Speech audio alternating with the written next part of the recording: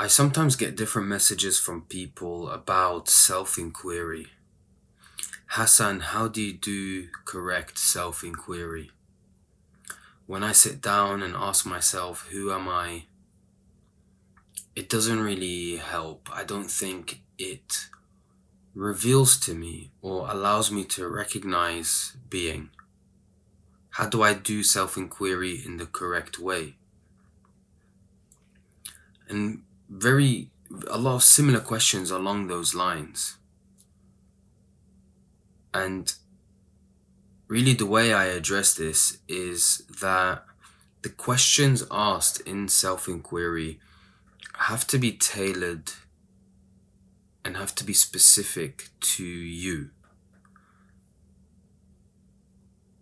Yes, Ramana Maharshi came up with the famously postulated question of who am I? The only issue is that it doesn't necessarily always work for everyone. This question may work very early in the path of self-inquiry. It may work later on. It may actually work perfectly fine. And perhaps I'm not using the right terminology here when saying it works or it doesn't work. But in essence, the best self-inquiry questions are the ones specific and tailored to you. And so the question now is, how do I find the right questions? Because you can go on Google and search up self-inquiry questions. Some of them may not be specific to you. So the way I go about this is that the guide I use for correct self-inquiry is its resistance. So whenever a question is asked, or whenever something is investigated, the more resistance there is to investigating that area, so to speak, the more I know that this is really where I need to focus and hone in. And I'm kind of making it sound like it's a chore, like it's something you need to do. This can be a natural process in some way. You feel when there is a resistance within you building up. So when you ask yourself, who am I? If there isn't a huge amount of resistance to that question, and you can sit down and perhaps for hours postulate this question and observe it, then maybe to increase the level of potency for correct and appropriate self-inquiry, look at where the resistance is. What is it that is being resisted the most in this moment? And go there. Which doors or dark areas and caves within you is there a huge resistance towards going into and observing and investigating?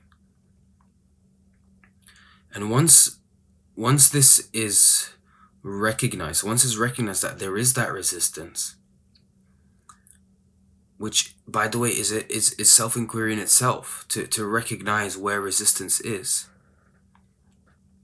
you can then see a clear-cut path to go into this.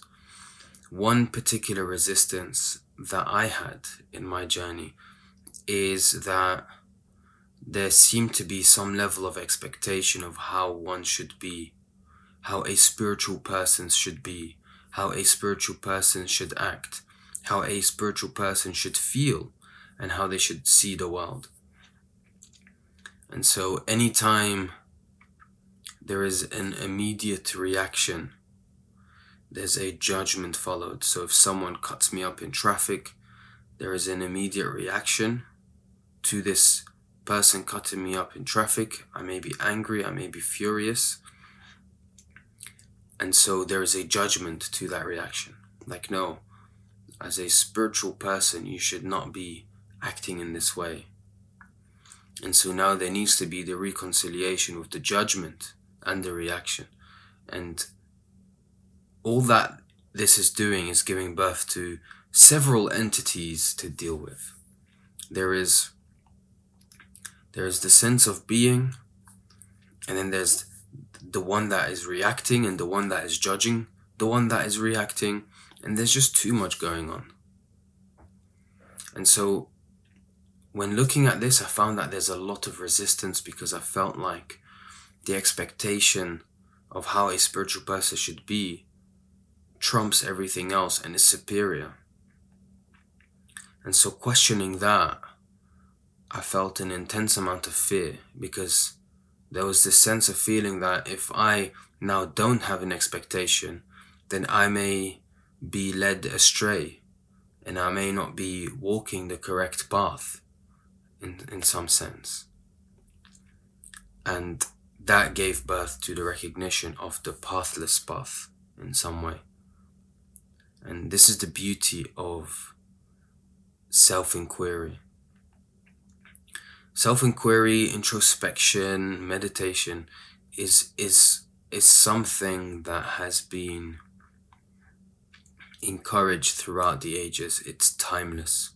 It's a timeless practice, and it's really the solution for most of the world's problems today, if you want to look at it on that level. And it's the solution to most of the problems within oneself, if you want to look at it on that level. But in essence, they're both the same thing.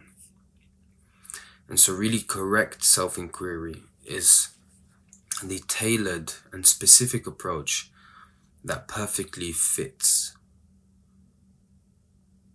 your needs. Even though it's not a need, it's perfectly appropriate to where you are in the spiritual journey.